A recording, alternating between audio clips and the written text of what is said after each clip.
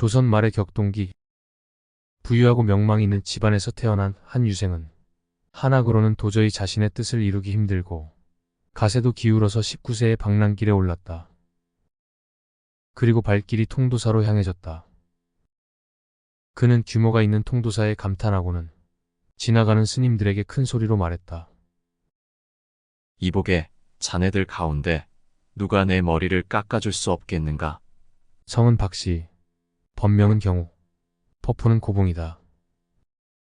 고봉 스님은 1890년 대구 지동에서 태어나 1911년 21살 때 통도사에서 행자 생활을 시작했다. 머리를 깎겠다고 통도사로 간 고봉 스님이지만 아직 양반이라는 큰 틀에서 벗어나지 못했다. 통도사의 해봉 스님은 그런 그에게 물었다. 너를 거드름 피우게 하는 물건이 무엇인고? 고봉 스님은 이에 답하지 못하고 행자로 지냈다. 하지만 몇 달이 지나도록 머리를 깎아주는 스승이 없었다. 기구만장하고 암한심이 있었던 탓이다.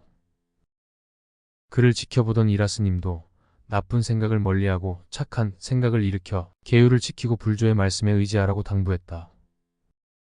고봉 스님은 머리를 깎지 않고 낮에는 일하고 밤에는 참선과 경전을 공부했다. 한학을 공부했기에 경전을 읽는 것은 어렵지 않았다. 하지만 머리를 깎지 못하니 도대체 이것이 무엇인가? 라는 생각이 들었다. 그래서 스스로 머리를 깎고 해봉 스님을 은사로 모시고 출가했다. 그 후 공부길에 올라 성전함에 있을 때였다. 1915년 아침 꿩 한 쌍이 서로를 부르며 울어대는 소리에 자신을 가두고 있던 것에서 해방됐다. 그리고 오도송을 읊었다. 비바람 가고 나니 밝은 태양 솟아냈네. 푸른 산 흰 구름 눈앞에 뚜렷하니 흐르는 물소리 시원도 하여라.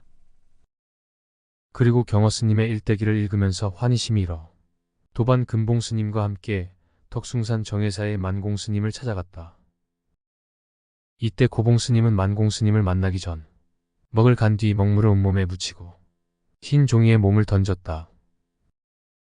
그리고 물기를 마른 종이를 들고 만공 스님을 찾았다.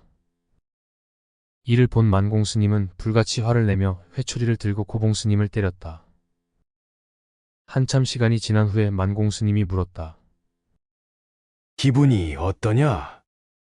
고봉 스님이 답했다. 시원합니다. 만공 스님이 말했다. 그렇다. 법은 꾸밈이 없는 것이다. 조작된 마음을 갖지 말라. 이후 고봉 스님은 덕숭산에 머무르게 됐다. 1919년 만세운동이 일어날 때쯤 고봉 스님은 홀로 산중에서 참선만 하는 게 옳지 않다고 여겨 독립운동에 나섰다. 1919년 3월 30일 동화사 지방 항림의 학인들과 함께 대구 남문에서 만세운동을 벌였다. 이 일로 1년 6개월의 옥살이를 했다. 그리고 고문 후유증으로 평생 몸을 제대로 쓰지 못했다고 한다. 추록 후에는 해월 스님 문화로 들어가 정진했다. 해월 스님 문화를 떠난 후 정회사, 백운사, 서봉사, 봉곡사, 폭전암, 미타사, 화계사의 조실을 지내며 후학을 지도했다. 고봉 스님이 만공 스님 문화에 있을 때였다. 당시 정회사는 빈궁학이 그지없어 대중들이 먹을 식량이 부족했다. 그래서 수행자가 걸망을 메고 탁발을 나가곤 했다. 그런데 고봉 스님은 탁발을 하러 나간 후 보름이 지난 뒤 당나귀를 타고 돌아왔다. 고봉 스님은 탁발한 양식을 내놓지도 않고 오히려 당나귀 품삯을 만공 스님에게 내달라고 했다. 만공 스님은 사정을 물었고 고봉 스님은 답했다. 소승이 탁발한 곡식은 모두 가난한 사람들에게 주고 왔습니다. 만공 스님이 물었다. 그럼 당나귀는 왜 타고 왔느냐? 고봉 스님이 답했다. 소승이 보름 동안 절에 나가 살다 왔으니 그것만 해도 쌀 한 말 정도는 벌어놓은 셈이요. 소승이 그동안 절에 머물며 용돈을 썼다면 그 또한 몇십 량을 좋게 넘을 것이니 이것만 계산해도 당나귀 값이 훨씬 쌀 겁니다. 만공 스님이 말했다. 자네는 참 어찌할 수 없는 사람이세. 다시는 상관하지 않을 테니 자네 멋대로 지내게. 고봉스님의 무해행을 인정한 것이다. 고봉스님이 해월스님 문화에 있을 때였다. 해월스님은 소를 소중히 여기며 울력을 열심히 했는데 젊은 수행자들에게도 울력을 시켰다.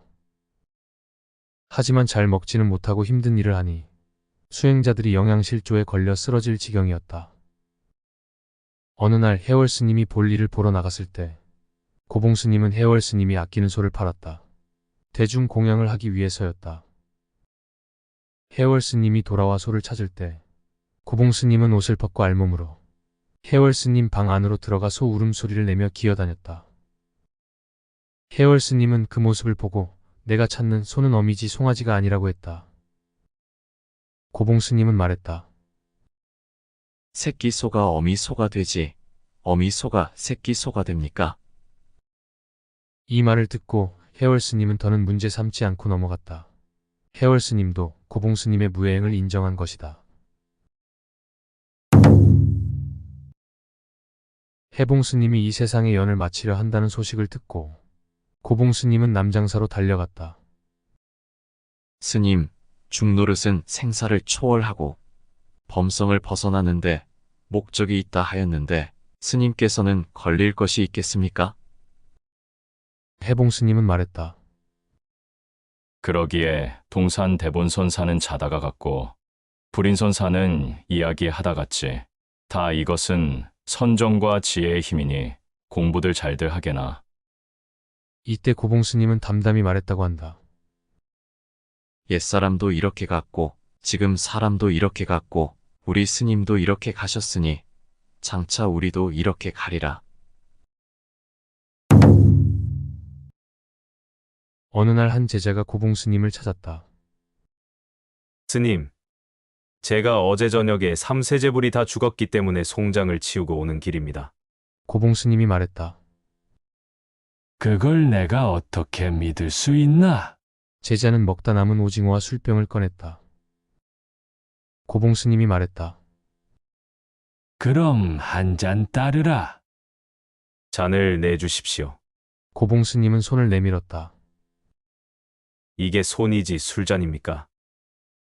제자는 술병을 방바닥에 쳤다. 고봉스님은 제자를 노려보다가 말했다. 그럼 내 마지막으로 묻겠다. 쥐가 고양이 밥을 먹다가 밥그릇이 깨졌는데 이게 무슨 뜻이냐? 이에 제자가 답했다. 하늘은 푸르고 물은 흘러갑니다. 아니다. 삼삼은 구입니다.